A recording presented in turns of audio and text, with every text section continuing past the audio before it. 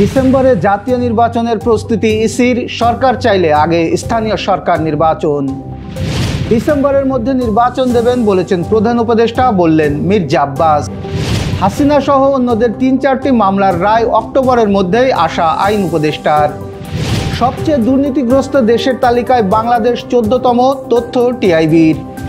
যশোরে মাইকে ঘোষণা দিয়ে সংঘর্ষ, বিএনপির 5 কর্মী আহত। শিশু রোগীদের ক্যান্সারের ওষুধ ফ্রিতে প্রদানের ঘোষণা ডব্লিউএইচওর। বাংলাদেশের নারী ক্রিকেটারকে 5 বছরের জন্য নিষিদ্ধ করল আইসিসি। দর্শক, রাতের আয়োজনে আপনাদের সাথে আছি আমি এস এম আরিফ। শুনছিলেন প্রধান শিরোনাম। এছাড়াও প্রতিদিনের মতো থাকছে একটি বিশেষ সংবাদ। বিস্তারিততে যাওয়ার আগে আপডেট খবর পেতে গ্রামের কাগজের ইউটিউব চ্যানেলে সাবস্ক্রাইব এবং ফেসবুক পেজ ফলো করে রাখুন। আগামী ডিসেম্বরে জাতীয় সংসদ নির্বাচন আয়োজনের লক্ষ্যে প্রস্তুতি নিচ্ছে নির্বাচন কমিশন ইসি। এর বাইরে এই মুহূর্তে অন্য নির্বাচনের প্রস্তুতি ইসি নিচ্ছে না। তবে সরকার চাইলে জাতীয় নির্বাচনের আগে স্থানীয় সরকার নির্বাচন আয়োজন করবে ইসি। মঙ্গলবার ইউএনডিপি সহ উন্নয়ন সহযোগী 18টি দেশের রাষ্ট্রদূত ও প্রতিনিধিদের সঙ্গে বৈঠক করে ইসি। পরে সাংবাদিকদের এসব কথা বলেন নির্বাচন কমিশনার আবুল ফজল মোহাম্মদ সানাউল্লাহ। সাংবাদিকদের প্রশ্নের জবাবে এই নির্বাচন কমিশনার বলেন, প্রধান উপদেষ্টা 16 ডিসেম্বরের বক্তব্যে বলেছিলেন, যদি অল্প পরিমাণে সংস্কার সহ নির্বাচন করতে হয়, সেখানে যদি রাজনৈতিক মতৈক্য গিয়ে দাঁড়ায়, তাহলে পরে এবছর শেষ নাগাদ ডিসেম্বর 2025-এর মধ্যে ইলেকশন। আর যদি আরেকটু সংস্কার করার সুযোগ দেওয়া হয়, তাহলে 2026-এর জুন নাগাদ ইলেকশন করা সম্ভব। আর্লিয়েস্ট ডেটটা ধরে নিয়ে প্রস্তুতি নিতে হচ্ছে বলে তিনি জানান। ডিসেম্বরের মধ্যে প্রধান উপদেষ্টা ডক্টর মোহাম্মদ ইউনূস নির্বাচন দিয়ে দেবেন বলে জানিয়েছেন বিএনপির স্থায়ী কমিটির সদস্য মির্জা আব্বাস। বিএনপির পক্ষ থেকে সোমবার বিকেলে প্রধান উপদেষ্টার সাথে সাক্ষাতে গেলে প্রধান উপদেষ্টা একথা বলেন বলে জানান তিনি বলেন, আমরা আশা করতে পারি যদি কোনো চক্রান্ত না হয় তাহলে ডিসেম্বরের মধ্যে নির্বাচন হবে।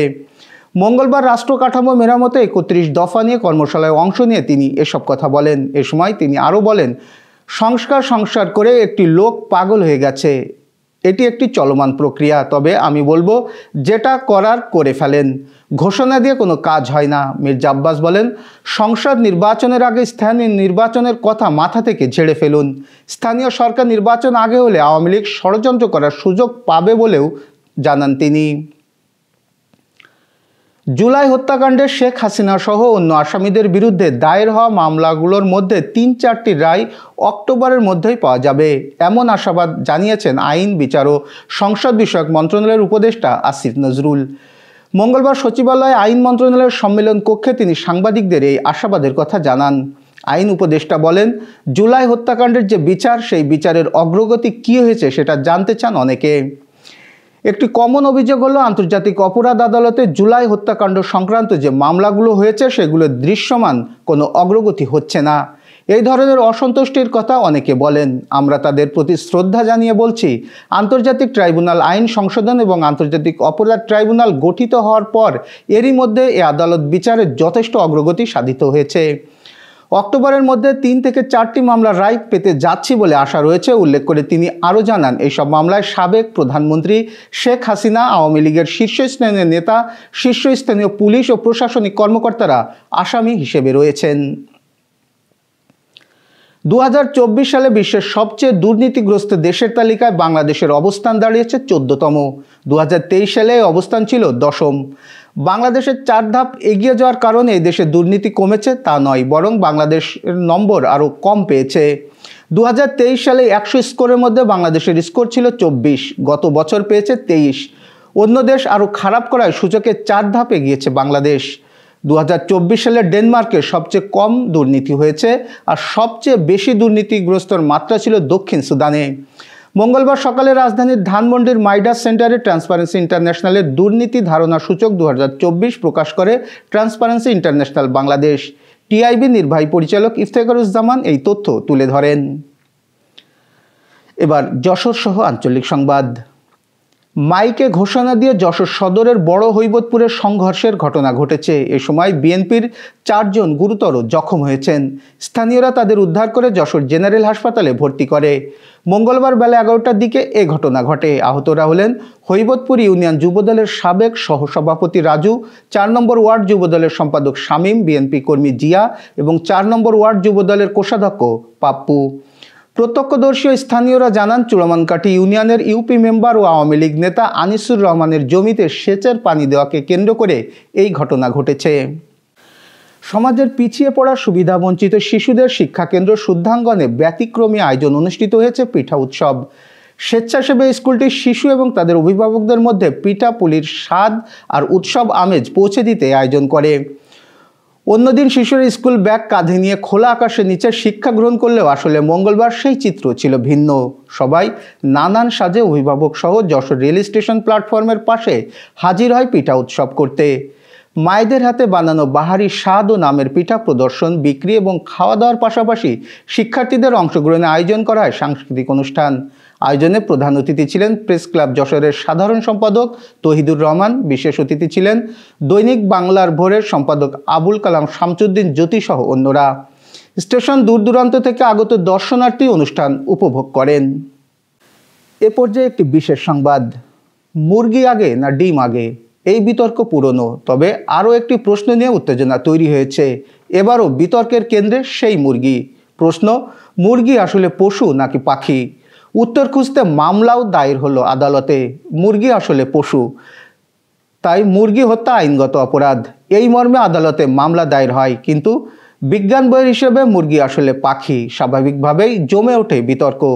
শেষ পর্যন্ত বিচারপতির হস্তক্ষেপে ঘটনার নিষ্পত্তি। ঘটনাটি ভারতের গুজরাটের। সেখানকার হাইকোর্টের এই মর্মে মামলা দায়ের হয়। অভিযোগ ছিল, জীবন্ত পশু কেন কসাইখানায় রাখা হবে? এক্ষেত্রে পশু বলতে বোঝানো হয়েছিল মুরগিকেই, কারণ আইন বলে কোনো জীবন্ত পশু কসাইখানায় রাখা যায় না। তাহলে দেশের বিভিন্ন প্রান্তে ছড়িয়ে থাকা মুরগির দোকানে কেন জীবন্ত অবস্থায় মুরগি রাখা হয়, তাই নিয়ে সরবরাহ মামলাকারী। এদিকে পাল্টা যুক্তি ছিল, মুরগি আসলে পাখি, সুতরাং জীবন্ত অবস্থায় আটকে রাখলে আইনগত কোনো অপরাধ নেই, এমন দাবি ওঠে। বেশ কয়েক মাস প্রশ্ন উত্তর চলে। শেষ পর্যন্ত অবশ্য সরকার পক্ষের আইনজীবী জানিয়ে দেন, মুরগিকে পশুর আওতায় রাখা হবে এবং যাবতীয় আইন সেই মতেই কাজ করবে। এবার আন্তর্জাতিক সংবাদ। মধ্যম ও নিম্ন আয়ের দেশগুলোতে ক্যান্সারের আক্রান্ত শিশুদের বিনামূল্যে ওষুধ প্রদানের ঘোষণা দিয়েছে জাতিসংঘের বৈশ্বিক স্বাস্থ্য নিরাপত্তা বিষয়ক অঙ্গ সংগঠন বিশ্ব স্বাস্থ্য সংস্থা WHO। মঙ্গলবার থেকে এই সংক্রান্তে কর্মসূচি শুরু করেছে সংস্থাটি। এক প্রতিবেদনে সিঙ্গাপুরের সংবাদ মাধ্যম স্টেট টাইমসে এ তথ্য জানায়। প্রতিবেদনে বলা হয়, মঙ্গলবার মঙ্গোলিয়া এবং উজবেকিস্তানের ক্যান্সারে আক্রান্ত শিশুদের জন্য ওষুধের চালান পাঠানোর কাজ শুরু হয়েছে। এরপর ইকুয়েডর, জর্ডান, নেপাল ও জাম্বিয়াতেও পাঠানো হবে ওষুধের চালান। এই 6টি দেশের হাসপাতালগুলোতে ক্যান্সার আক্রান্ত শিশু রয়েছে প্রায় 5000। তাদের সবার কাছে বিনামূল্যে পৌঁছবে ওষুধ। WHO-এর বিবৃতিতে বলা হয়েছে, আগামী 5 থেকে 7 বছরের মধ্যে 50টি দেশে এই কর্মসূচি কিভাবে বিস্তারের লক্ষ্যমাত্রা নেওয়া হয়েছে। যদি তা সফল হয় তাহলে বিশ্বের প্রায় 1,20,000 শিশু রোগী বিনামূল্যে ক্যান্সারের ওষুধ পাবে।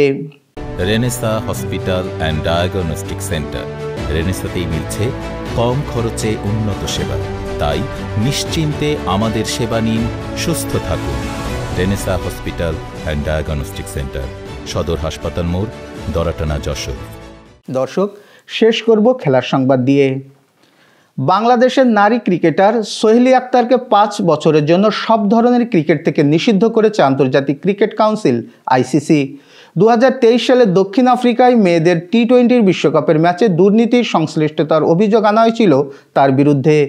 ICCর অ্যান্টি করাপশন কোডের 5টি বিধি লঙ্ঘনের কথা স্বীকার করেছেন তিনি। গতকাল থেকে তার নিষেধাজ্ঞার শাস্তি কার্যকর শুরু হয়ে গেছে। বাংলাদেশ দলের হয়ে সোহেলি সর্বশেষ ম্যাচ খেলেছেন 2022 সালে। সব মিলিয়ে 2টি T20 ও 13টি ওয়ানডে খেলেছেন। উইকেট নিয়েছেন সব মিলিয়ে 11টি, রান করেছেন 6। এই ছিল আজকের আয়োজন। সাথে থাকার জন্য ধন্যবাদ।